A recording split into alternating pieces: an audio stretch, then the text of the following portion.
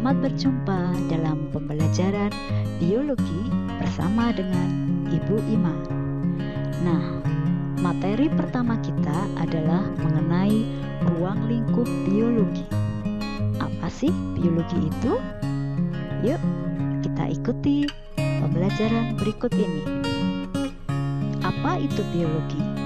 Nah, sebelum menjawab itu, coba kalian bandingkan antara manusia, pohon kenikir, dan ubur-ubur. Ya, kalau dilihat dari fisik memang sangat berbeda ya antara kita manusia, pohon kenikir, dan ubur-ubur. Namun sebenarnya manusia, pohon kenikir, ubur-ubur itu sama loh ya. Apa persamaannya? Oke, kita sama-sama butuh makan, sama-sama butuh minum, dan juga butuh energi untuk bertahan hidup.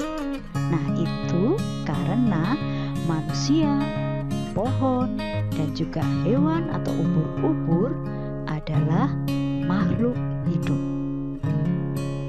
Baik, nah, jadi apa sebenarnya pengertian biologi itu? Biologi pasti kalian pernah dengar atau pernah kalian baca. Biologi dari asal katanya dari bahasa Latin, yaitu bios atau kehidupan, dan logos artinya ilmu. Sehingga biologi bisa dikatakan sebagai atau diartikan sebagai ilmu yang mempelajari kehidupan. Nah, kemudian apa saja yang dipelajari dalam biologi? Biologi itu mempelajari sangat banyak hal. Bayangkan, makhluk hidup dari yang terkecil, bakteri misalnya, sampai dengan manusia dipelajari semua di dalam biologi. Dan juga asal-usul makhluk hidup itu juga merupakan hal yang dipelajari dalam biologi. Kemudian, bagaimana kehidupan itu berlangsung? Dan bagaimana makhluk hidup bisa bertahan hidup. Selanjutnya, apa yang terjadi setelah makhluk hidup mati? Wah, banyak sekali bukan? Objek-objek yang dipelajari atau permasalahan yang dipelajari dalam biologi. Tapi kalian jangan menyerah. Jangan takut. Dalam mempelajari biologi cuma diperlukan satu, yaitu rasa ingin tahu. Kalau kalian punya rasa ingin tahu yang besar, maka kalian dapat belajar biologi dan menjawab permasalahan-permasalahan yang ada di dalam kehidupan sekitar kita. Nah, apa saja yang dipelajari dalam biologi? Selain hal-hal yang tadi sudah disebutkan, biologi mengajarkan bagaimana interaksi antara makhluk hidup dengan lingkungannya. Nah, itulah kenapa bagi anak yang belajar biologi, dia akan tahu kenapa harus memilah-milah sampah. Kenapa kita harus menggunakan tas plastik yang sudah dipakai jika itu masih baik. Nah, bagi siswa-siswi yang belajar biologi, pasti tahu persis apa alasannya dan dia pasti akan melakukannya dalam kehidupan sehari-hari. Nah, biologi berarti adalah ilmu yang mempelajari kehidupan dan segala macam hal yang ada di dalamnya. Kalau begitu, biologi adalah merupakan suatu ilmu. Karena biologi bisa dikatakan sebagai ilmu karena informasi yang diberikan saat mempelajari biologi harus selalu memiliki dasar yang kuat. Nah, apa sih syarat sesuatu itu dikatakan ilmu? Kita akan lihat. Kalian pernah bermimpi? Pasti pernah semua. Bu Ima juga pernah bermimpi suatu ketika mendapatkan air yang berlimpah atau kedatangan air ya. Waktu itu Bu Ima bermimpi. Kemudian Bu Ima cari googling. Di internet dia bilang kalau bermimpi melihat air yang berlimpah, maka akan dapat rezeki. Wah, senang sekali. Kalian pernah?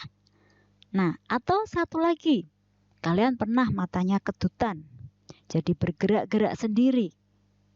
Nah, ada yang bilang kalau ketutan itu tandanya akan bertemu dengan seseorang yang lama tidak kita temui.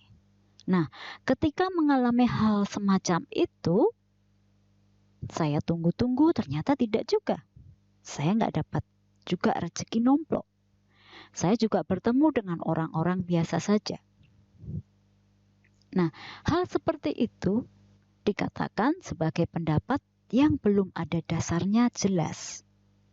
Nah, sehingga mitos atau hal tersebut bisa dikatakan sebagai mitos dan tidak bisa digolongkan dalam ilmu pengetahuan. Baik, nah biologi sebagai ilmu karena informasi yang diberikan selalu mempunyai dasar yang jelas dan dapat dibuktikan kebenarannya. Kebenarannya itu diperoleh dari pengamatan dan juga dari penelitian sehingga bisa dipertanggungjawabkan. Nah, kalau demikian, sifat ilmu pengetahuan itu antara lain 1. Harus rasional. 2. Harus objektif. Yang ketiga, bersifat empiris. Dan yang keempat, bersifat akumulatif. Oke, kita akan lihat satu persatu sifat dari ilmu pengetahuan itu. Nah, yang pertama rasional, merupakan hasil berpikir logis.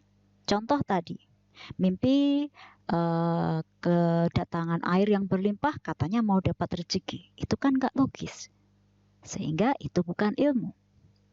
Nah, kemudian objektif. Itu artinya kebenarannya bersifat apa adanya, jujur, dan tidak dibuat-buat. Contoh, misal suatu perusahaan farmasi memproduksi obat.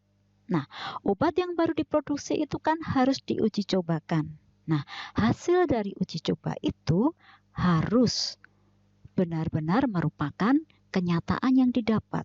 Tidak boleh dimanipulasi, tidak boleh dibuat-buat. Karena nanti produknya akan diproduksi massal dan diberikan ke masyarakat. Wah, itu bisa berbahaya kalau dimanipulasi. Oke, yang ketiga empiris. Empiris artinya bisa menjadi landasan dan dibuktikan karena datanya didapat dari hasil penelitian dan pengamatan. Contoh, semuanya pernah dengar hukum Mendel? Nah, hukum Mendel itu bukan hasil dari pendapatnya atau impian dari George Mendel saja, tapi itu hasil dari penelitian dan pengamatan yang dia lakukan sehingga terbentuk suatu hukum dan diterima kebenarannya dan diterima oleh seluruh masyarakat dan diakui kebenarannya. Nah, kemudian syarat yang keempat atau sifat yang keempat adalah akumulatif. Artinya, ilmu dapat berkembang untuk memperbaiki dan menyempurnakan teori yang sudah ada sebelumnya. Contoh,